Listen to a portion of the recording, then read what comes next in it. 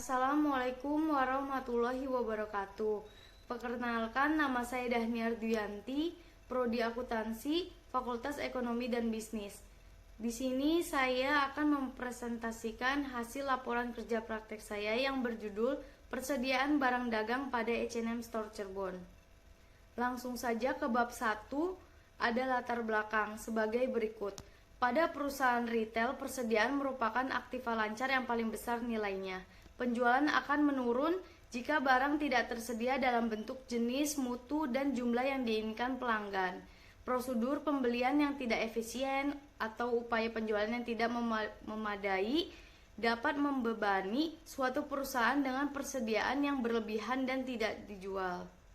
Jadi penting bagi perusahaan untuk mengendalikan persediaan secara cermat untuk membatasi biaya penyimpanan yang terlalu besar persediaan saat rentan terhadap kerusakan maupun pencurian.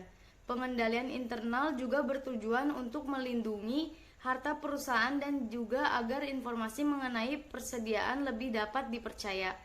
Pengendalian persediaan dapat dilakukan dengan melakukan tindakan pengamanan untuk mencegah terjadinya kerusakan, pencurian, maupun tindakan penyimpangan lainnya. Dengan berlatar belakang tersebut, saya sebagai praktikan memiliki tujuan. Antara lain yang pertama, untuk mengetahui dan memperoleh pengalaman secara langsung mengenai sistem persediaan barang dagang. Lalu, untuk mengetahui dan memperoleh pengalaman secara langsung mengenai sistem pencatatan persediaan barang dagang.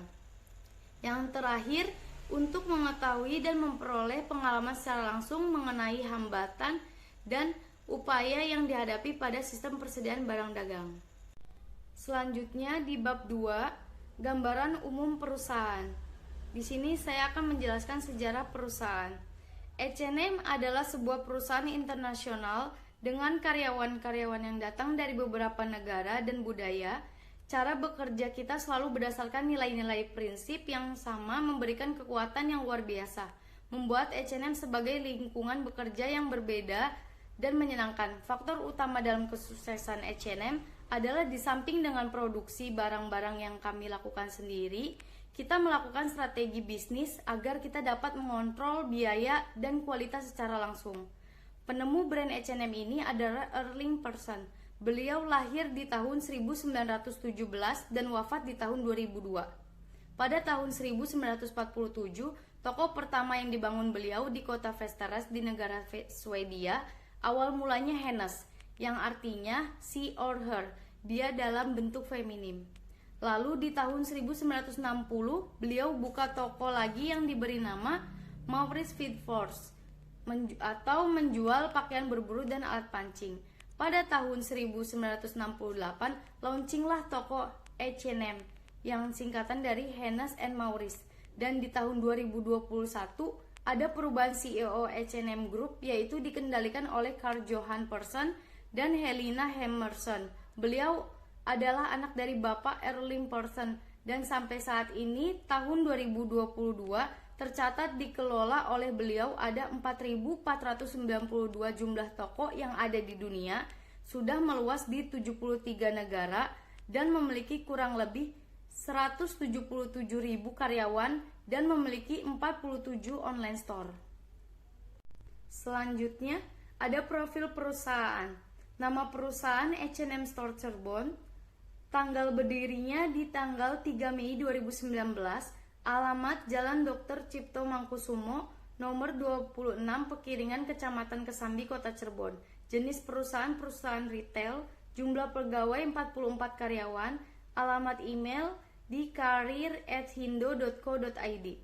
Dan di sini juga ada struktur organisasi, mulai dari store manager, asisten store manager, section manager operation, COR, section manager visual merchandiser, kasir, sales advisor, stockroom responsible atau logistik, security, dan cleaner. Selanjutnya di bab 3 ada tinjauan pustaka. Di sini saya akan menjelaskan tentang pengertian akuntansi. Menurut William Thomas, akuntansi merupakan suatu sistem informasi yang mengukur aktivitas bisnis, memproses data menjadi laporan, dan mengomunikasikan hasilnya kepada pengambilan keputusan yang akan membuat keputusan yang dapat mempengaruhi aktivitas bisnis. Selanjutnya, pengertian sistem informasi. Menurut Lilis Lasmini, sistem informasi akuntansi adalah sebuah sistem yang memproses data dan transaksi guna menghasilkan informasi yang bermanfaat untuk merencanakan, mengendalikan, dan memperoperasikan bisnis. Untuk persediaan, investasi modal dalam aktivitas lancar yang paling besar adalah pada persediaan. Adanya persediaan barang sebagai elemen utama dari modal kerja merupakan aktiva yang selalu dalam keadaan berputar dan secara terus-menerus mengalami perubahan. Oleh karena itu, investasi dalam persediaan adalah suatu bentuk investasi yang adanya dipentingkan oleh perusahaan.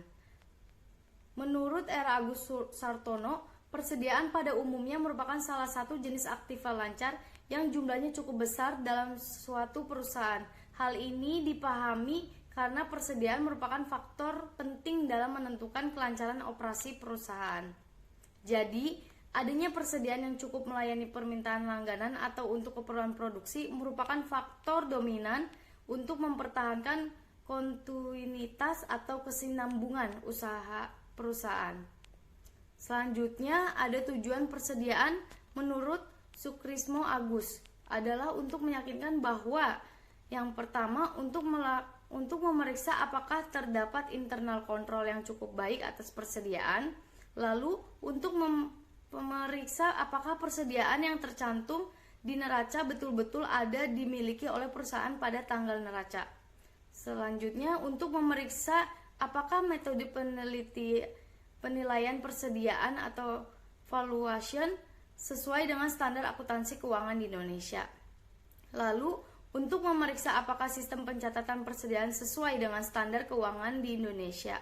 Dan terakhir, untuk memeriksa apakah terhadap barang-barang yang rusak atau defektif, bergerak lambat atau slow moving, dan ketinggalan mode atau obsolescence sudah dibuatkan allowance yang cukup.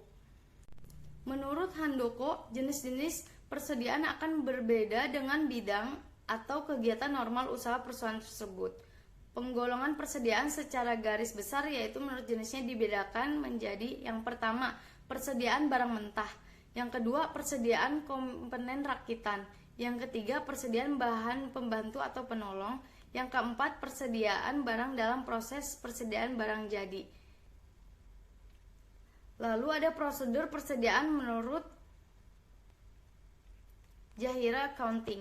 Tahap-tahap dalam melakukan audit persediaan yaitu: yang pertama ada stock of name, yang kedua observasi atas stock of name, yang ketiga melakukan peninjauan ulang terhadap konsep persediaan, yang keempat ada adjustment persediaan, yang terakhir memeriksa.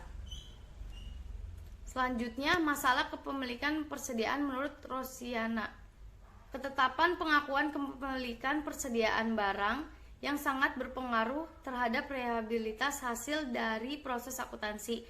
Diuraikan beberapa masalah yang terkait dengan pengakuan kepemilikan persediaan yaitu: yang pertama, barang dalam perjalanan; yang kedua, barang yang dipisahkan; ketiga, barang konsinyasi; yang keempat, metode pencatatan persediaan; yang kelima, metode pencatatan biaya pokok persediaan.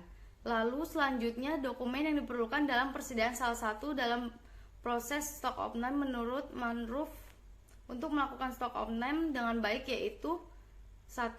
Kartu barang atau kartu persediaan; yang kedua, bukti barang masuk; yang ketiga, barang bukti keluar; yang keempat, bukti keluar masuk barang; yang terakhir, kartu kontak. Selanjutnya di bab 4 ada pelaksanaan kerja praktik.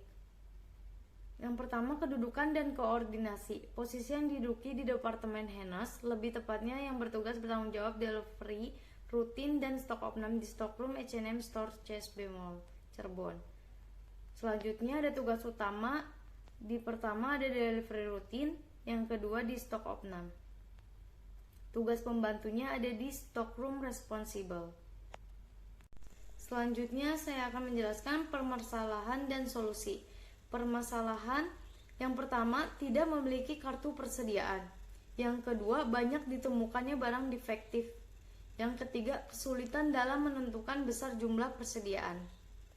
Untuk solusinya, yang pertama, bisa menggunakan buku pembantu. Yang kedua, mengelompokkan barang defektif sesuai kerusakannya. Yang ketiga, dengan menerapkan perhitungan fisik secara rutin, melakukan pemeriksaan secara rutin baik seminggu sekali maupun sebulan sekali. Selanjutnya, bab terakhir yaitu kesimpulan dan saran. Dari yang saya paparkan tersebut, maka disimpulkan sering sekali terjadi kesalahan jika tidak adanya sistem persediaan yang baik. Karena kualitas suatu penjualan baik jika pelayanannya juga baik tergantung dengan suatu proses di balik penjualan, yaitu proses persediaan yang mengatur atau menjadi titik utama dalam sebuah usaha yang memiliki jumlah persediaan barang yang cukup banyak dengan jumlah jenis barang yang berbeda-beda. Suatu proses persediaan yang baik membuat proses penjualan berjalan lancar karena stok barang tersusun dengan rapi dan tidak membuat pelanggan kecewa jika barang yang dicari tersebut habis. Jadi harus benar-benar memastikan sistem persediaan barang itu secara baik.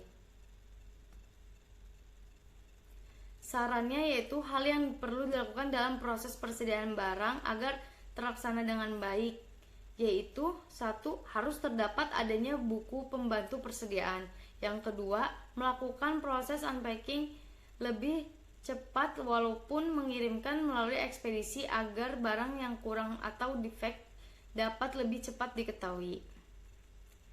Menggunakan sistem pencataan persediaan. Lalu untuk bagian persediaan barang harus lebih teliti dalam melakukan proses persediaan barang agar tidak terjadinya barang hilang. Yang terakhir, untuk semua karyawan harus ada training materi tentang product knowledge. Sekian presentasi yang saya bisa paparkan. Sebelumnya saya mohon maaf jika ada salah kata atau penjelasan. Kurang lebihnya mohon dimaafkan. Terima kasih. Assalamualaikum warahmatullahi wabarakatuh.